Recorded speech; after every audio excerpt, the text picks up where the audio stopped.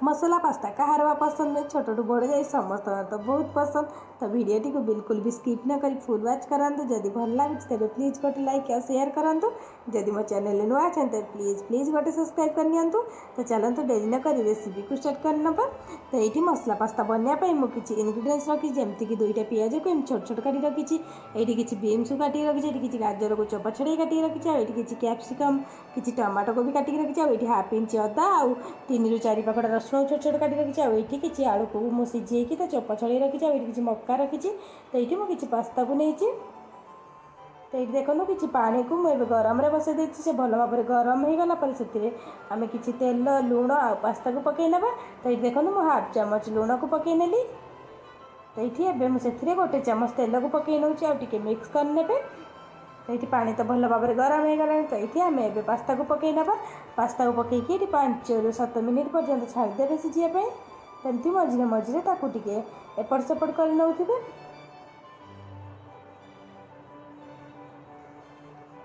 तो ये सब पास्ता को पकई नेली आईटी सिझापी छाड़देवा।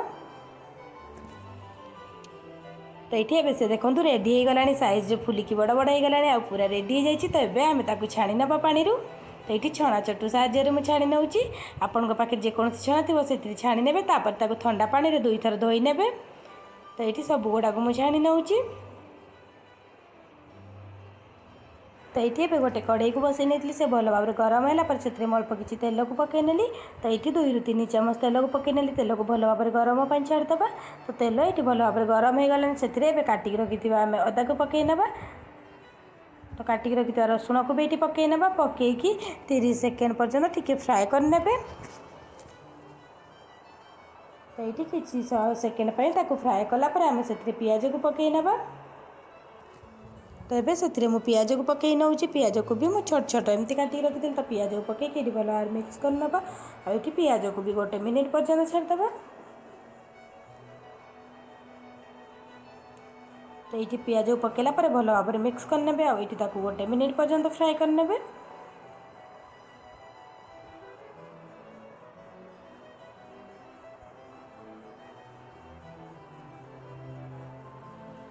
तो ये आपड़ यदि गैस बनाऊे medium to high flame 1 minute पर्यंत पियाज को भी फ्राए करने।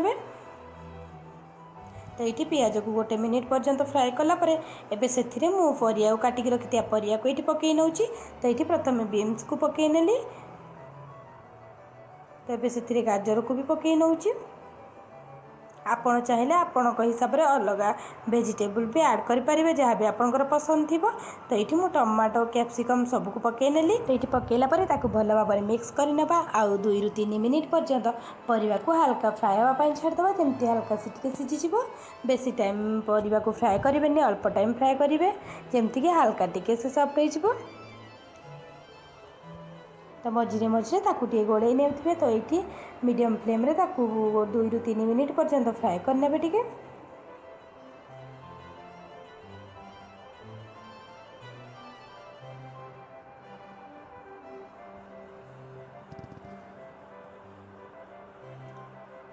तो ये 2 ରୁ 3 मिनिट फ्राए कलापर से 1 ଚାମଚ लुण को पकई नौ। लुण सब आप स्वाद अनुसार पकेबे। मुझे जी परिया नहीं 1 ଚାମच परफेक्ट। तो ये 1 ଚାମच लुण को पकईकि भल भाव मिक्स कर नौ।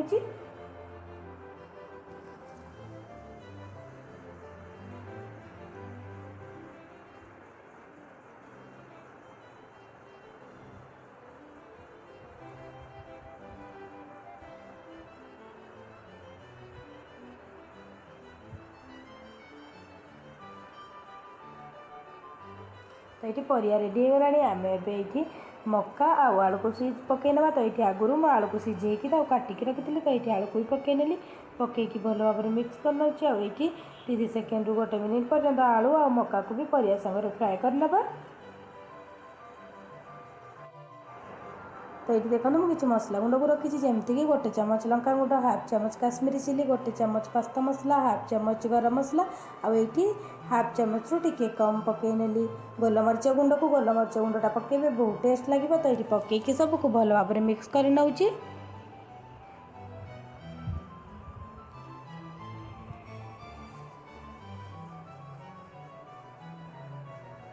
तो ये भल भाव पूरा मिक्स करने आ वीडियोटी केमती लगे तले कमेंट मध्यम जनइबे जदि भल लगी तो प्लीज प्लीज गोटे लाइक करने। मत तो पास्ता बहुत बढ़िया लगे आपन को केमती लगे तले कमेंट मध्यम जनइबे।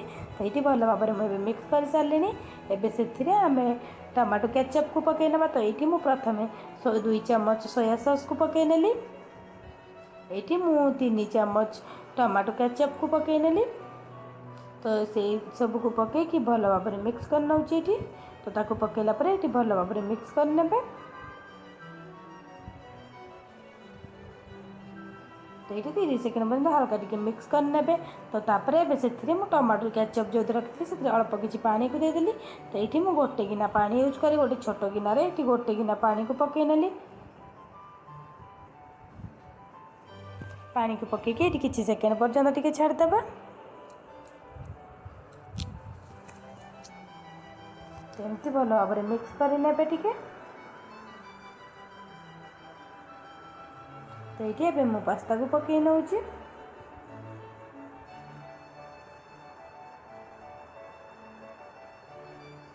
तो ये मु पास्ता को पकई नेली। पास्ता को पकईकि भल भाव मिक्स करने। तो ये भल भाव पूरा मिक्स करने।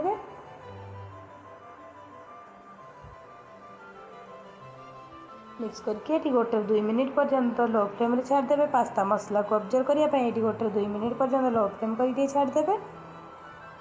ताको भल भाव प्रथम मिक्स करने। तो ये देखो रेडी हो गला पूरा पास्ता बहुत बढ़िया बास्ना आसला खायापी मोर बहुत इच्छा है। तो ये मुझे भल भाव मिक्स करनेली। तो ये आमर गर्मा गरम पास्ता पूरा रेडी केमती लगिला तो प्लीज तले कमेंट मध्यम जनइबे। जदि भल लगी तबे प्लीज प्लीज गोटे लाइक और शेयर करने। तो ये देखो मुझे आपन को गोटे प्लेट को बाहर करके भी देखा। तो ये देखो आमर गर्मा गरम पास्ता पूरा रेडी हो जाइए।